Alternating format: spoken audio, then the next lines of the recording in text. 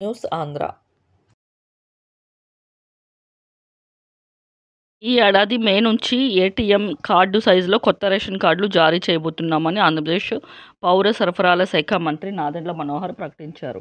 April 30వ తేదీ eKYC ప్రక్రియ పూర్తయిన వెంటనే కొత్త రేషన్ కార్డులు జారీ చేస్తామని అన్నారు. ఇవాళ మంత్రి నాదెండ్ల మనోహర్ ఏపీ సచివాలయంలో మీడియా సమావేశం ఏర్పాటు చేశారు.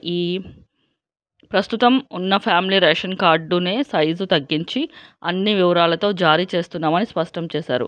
కొత్త కార్డుల జారీ సమయంలో కుటుంబ సభ్యుల జోడింపు, తొలగింపు, స్లిప్డ్ కార్డుల కోసం ఆప్షన్స్ ఇస్తామని తెలిపారు. క్యూఆర్ కోడ్ లాంటి భద్రతా ఫీచర్లతో కొత్త రేషన్ కార్డులు జారీ అవుతాయని అన్నారు. గత ప్రభుత్వంలో ఎక్కడ వ్యక్తుల బొమ్మలు రేషన్ కార్డుపై ఉండబోవని స్పష్టం చేశారు. ఈకేవైసీ పూర్తయిన తర్వాత ఎంతమందికి కొత్త రేషన్ కార్డులు జారీ చేస్తుందో స్పష్టం వస్తుందని మంత్రి నాదెండ్ల మనోహర్ అన్నారు.